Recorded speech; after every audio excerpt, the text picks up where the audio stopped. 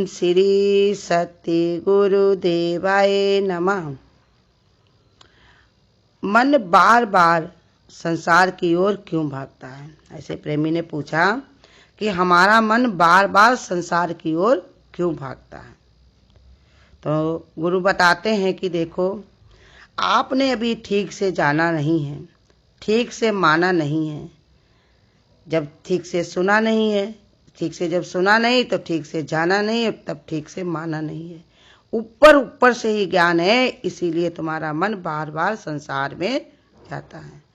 और जिसको एक बार जान जाए इसकी नश्वरता को सच्चे भावना से, सच्चे विचार से, तो उसको फिर बार बार मन उसमें नहीं जाएगा उसका मन।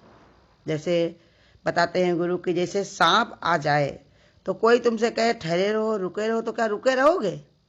जब जानते हो ये सांप हमको काटेगा तो हम बचेंगे नहीं, तो तुरंत ही वहां से किसी का न सुनते हुए वहां से भाग जाते हो, क्योंकि आप ठीक से मानते हो कि सांप काटेगा तो बहुत बड़ी हानि होगी। ऐसे ही वो अभी आपने सुना है कि संसार नश्वर है, मिथ्या है, किंतु पुरानी वासनाएं आकर्षण है, इसलिए बार बार मन उधर जाता है। क्यों जाता है, कैसे जाता है? इस पचड़े में मत पड़ो, जहां भी जाए सब मिथ्या है, ऐसे मन में विचार रखो। ये विचार कैसे रखना है? दृढ़ता से हमको मान लेना है। कैसे कि देख लो कि संसार के पचड़े में जितने भी पड़े हैं तो उनको कभी भी शांति नहीं मिली। संसार है सरकने वाला, लेकिन इसमें इतना सब माया भरी हुई है, इसमें इतना ज्यादा चमक भरी हुई है कि आकर के इंसान थपेड़े खा ही जाता है। बड़े बड़े ऋषि मुनि, ज्ञानी ध्यानी, पंडित दानी सब इसी थपेड़े में पड़ जाते हैं। क्योंकि क्या होता, वो ऊपर ऊपर से करते रहते, उनके अंतःकरण में इतना शांति नहीं रहती, अंदर तक उनको पक्का नहीं होता। बनते तो बहुत बड़े त्यागी हैं, लेकिन जहां पर उनको त्याग करना होता वहां पर त्याग नहीं कर पाते। बनते तो बहुत बड़े बड़े ज्ञानी हैं, लेकिन जहां पर दूसरे को बताने के लिए ज्ञानी हैं, लेकिन जहां पर अपने को ज्ञान लगाना होता वहां पर वो ज्ञान को नहीं लगा पाते। बढ़ते बनते तो बहुत बड़े बड़े दानी हैं, देते सब कुछ हैं, लेकिन जो जरूरी समय होता है, मौका होता, भाव होता है, विचार होता, वो नहीं दे पाते। तो इसलिए बता रहे कि इसको दृढ़ता से मान लो कि संसार सब मिथ्या है, इसके पचड़े में मत पड़ो। क्यों तुम सोचोगे कि कब हमारा मन ठीक होगा, कब हम संसार से ऐसे छूटेंगे, ऐसा ज्ञान हमारे अंदर कब आएगा जब हमारे को मन संसार में नहीं जाएगा। तो गुरु कहते हैं संसार में मन जाए तो जाए, अब मन में संसार ना आने दो। हरिओम जपो, हरिओम जपो। कहते अगर संसार में मन गया तो कोई बात नहीं है, तुम्हारा बच्चा है, अगर किसी को वहां खेलने चला जाए तो क्या परेशानी, खेल के घर लौट के आएगा। लेकिन अगर तुम्हारे घर में कोई और आके रहने लग जाए तो फिर निकलना बड़ा ही मुश्किल होगा, वो दावा जमा लेगा। ऐसे ही बताया कि मन में अगर संसार में मन जा रहा तो लौट के फिर भी तुम्हारे पास आएगा। अब अगर मन में तुमने संसार भर लिया तो इसको रातों दिन वही उसको जागृति, सोते वही उसको दिखाएगा, उसी में इसकी वासनाएं पड़ी रहेंगी, उसी में इसका मन पड़ा रहेगा। तो इसके पचड़े में मत पड़ो, जहां भी जाए सब मिथ्या है, ऐसे दृढ़ता से मान लो। संसार में यथा योग व्यवहार करो। आप बेटी हो तो माँ के साथ निभाओ, पत्नी हो तो पति के साथ निभाओ, बहन हो तो बहन के साथ निभाओ। इसके साथ कम से कम समय में निभा के जीवात्मा को परमात्मा के साथ जोड़ करके एकाकार करो। इसमें क्या चिंता की बात है, जिससे बिछड़े नहीं सकते, उसी में शांत आनंदित रहो। कहते जिस उसमें क्या चिंता की बात है, परमात्मा के बिना कहाँ आनंद से रह पाओगे, इसलिए उसी में अपना शांति पाओ, उसी में आनंदित रहो। संसार के पचड़े जैसे हैं उनको वैसे ही चलने दो। क्यों नहीं? क्योंकि भगवान देख रहा, भगवान कहते सब अपने कर्म से ही सब कुछ हो रहा है। जैसी जिसकी मति बनती उसकी वैसी गति बनती, जैसा जिसके अंदर गुण होता है वैसे ही उसके अंदर दोष बन जाता है। तुमको अलग से करने की कुछ भी आवश्यकता नहीं, बिगाड़ना नहीं, संसार को जैसे चलता चलने दो। बस तुमको क्या चाहिए उसमें से सार ले लो। जैसे रामचरितमानस जो होती है पढ़ी जाती, कहेंगे अखंड रामायण बैठी है, माने उसमें तरह तरह के खंड हैं, लेकिन कहा क्या जाता अखंड रामायण। उसमें अखंड रामायण को ही दिमाग में रखे रहते। हमारे घर भी अखंड रामायण बैठी है, हमारे घर भी अखंड रामायण बैठी है। वो खंड कितने हैं उसका विचार नहीं रहता। रामचरितमानस, राम की इतनी आरती गाई जाती है, उनकी इतनी पूजा की जाती है, उनकी महानता का गुणगान किया जाता है। उसमें क्या क्या हुआ रामायण में, किसकी पत्नी चोरी हो गई है, किसके वहां लड़ाई हो गई है, कौन भाई भाई लड़ पड़े हैं, कि पिता ने क्या किया, उनकी माता ने क्या किया, ये सब दुनिया की कहानी होने पर भी उस पचड़े में नहीं पड़ता। कोई अपने कार्य को पूरा करके भगवान की पूजा करके मन में यही विचार करता है कि देखो हमारी रामायण जो है पूरी हुई। तो ऐसे ही भगवान ने बता रहे कि तुम भी इस पचड़े में ना पड़ो, संसार जैसा है वैसे ही चलने दो। जिसको संसार सच्चा लगता है उसके लिए संसार महानरक है। जिसको संसार सच्चा लगता है तो उसके लिए महानरक है, क्योंकि उसको झूठा लगेगा नहीं तो उससे निकलेगा क्यों? क्योंकि जब तक ये मन पक्का मानेगा नहीं, समझेगा नहीं, तब तक उसी में जा जाके फंसेगा। और ये महानरक क्यों है? क्योंकि बार बार हमको जन्मना और बार बार मरना पड़ेगा। बार बार पुनर् जन्म पुनर् मरण, बार बार आना जाना, माने नरक में ही गर्भ अवस्था में बार बार गर्भ स्थान में बार बार लटकना है। और वहाँ करके धरती पर फिर लेटिन बाथरूम में पड़े रहो, छोटे रहो तब पराधीन, और जवान हो जाओ तो मन के पराधीन, और बूढ़े हो जाओ तो फिर शरीर के पराधीन।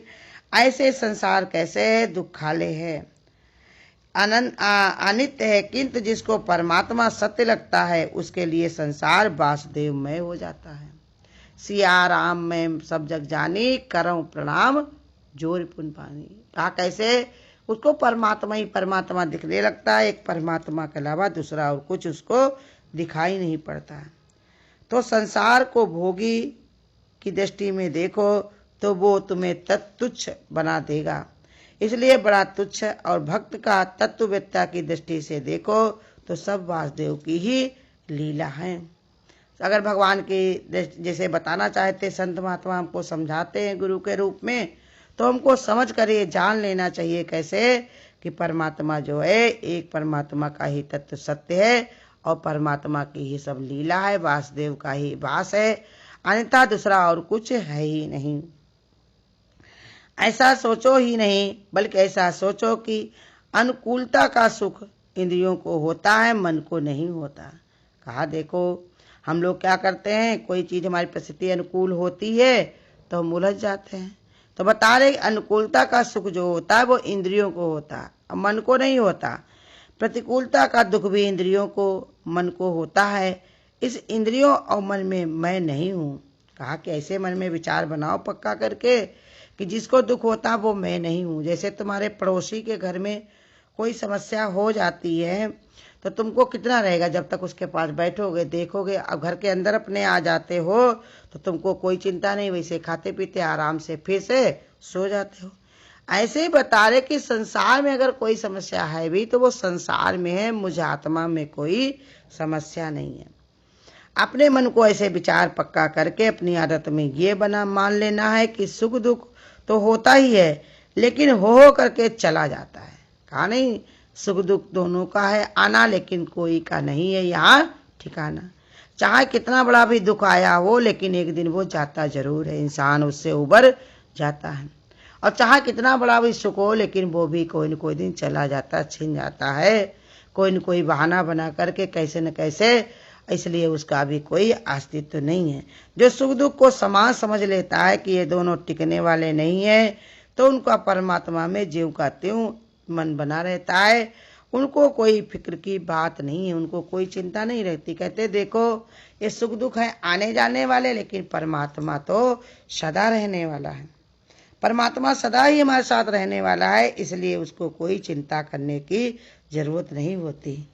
नश्वर चीज जितनी भी मिलती है उतनी गुलामी को बढ़ा देती है, लेकिन परमात्मा घड़ी भर के लिए भी मिलता है तो सदा सदा के लिए बेड़ा पार कर देता है। कहते नश्वर चीज जो होती है अगर हमको थोड़ी देर को भी मिल जाए, थोड़ी सी ही मिल जाए, तो वो अपनी गुलामी करवाती है। क्योंकि संसार की जितनी भी चीजें बनी, देखो बिजली को ही रख लो, बिजली में सब लोग रहने लगे हो, अगर चली जाए तो लगता सब अंधेरा हो गया, उसके बिना लगता जैसे चैन ही नहीं आएगा। क्या ऐसा दिन कभी नहीं आया कि बिना बिजली के रहा गया हो? रहे हैं ना सब लोग। फ्रिज रख लो, टीवी है, गैस, संसार की कितनी भी चीजें ऐसी हैं जिनको पा करके हम उनके गुलाम हो जाते, माने उनके बिना हम रह नहीं पाते। लेकिन वो परमात्मा अगर घड़ी भर के लिए मिल जाए हमको, माने उसमें हमारा चित्त जुड़ जाए, मन जुड़ जाए, तो हमारा सदा सदा के लिए बेड़ा पार हो जाए, क्योंकि वहीं पर ही हमको जुड़ना चाहिए। भाई घर को तुम ढूंढ रहे, तुम इधर उधर देख रहे हो, नहीं मिल रहा तो परेशान हो। अब घर मिल जाए तो उसको सुकून हो जाएगा, अपने घर में बना के खा के शांति से वो रहकर सो जाएगा। ऐसे ही परमात्मा का मिलना माने हमको सब कुछ मिल जाना, अपना ही पता हमको मिल जाना। ऐसी जागृति हमारे अंदर आ जाती है सूझबूझ, तो फिर हमको कोई चिंता करने की जरूरत नहीं। जब तक हमें दूसरे से सूझ ली नहीं पड़ती है, तब तक हमको मौका चाहिए, समय चाहिए पूछने के लिए, हमको उनका उसके पास जाना चाहिए। लेकिन वही समझ परमात्मा जब मेरे अंदर आ जाता, तब वो हमको खुद ही सब बात बताता है। अंदर बैठ करके वो हमारा हिसाब किताब रखता है और हमको सूझबूझ देता है कि देखो तुमको कैसे रहना है, रहो दुनिया में यूं जैसे कमल रहता है पानी में। दुनिया का धन वैभव जहाँ काम नहीं देता, वहाँ आत्म वैभव आत्म प्रसाद परलोक में भी जीव की रक्षा करता है। देखो संसार का जितना भी धन है कोई लेकर के जाता है, लेकिन ये प्रभु नाम की कमाई अपने साथ में ही जाती, इसको कोई लूट नहीं सकता। मीरा कहती है, पायो जी मैंने राम रतन धन पायो, चोर न लूटे कबहू न फूटे, दिन दिन होत सवायो। ऐसे परमात्मा है कि वो दिन पर दिन बढ़ता रहता है और वो ज्ञान ही सदा उसकी रक्षा करता है और परलोक तक हमारे साथ को निभाता है। विषयों की आसक्ति जगत में सत्य बुद्धि सब या बंधन का कारण है। अब विषयों में वैराग वृत्ति परमात्मा में सत्य बुद्धि वो मुक्ति का कारण है। अब विषयों में अगर तुमको आसक्ति पड़ी रही तो हमेशा तुम्हारे मन में ये परमात्मा की ओर न जुड़ करके संसार के बंधन में वो पड़ा रहेगा।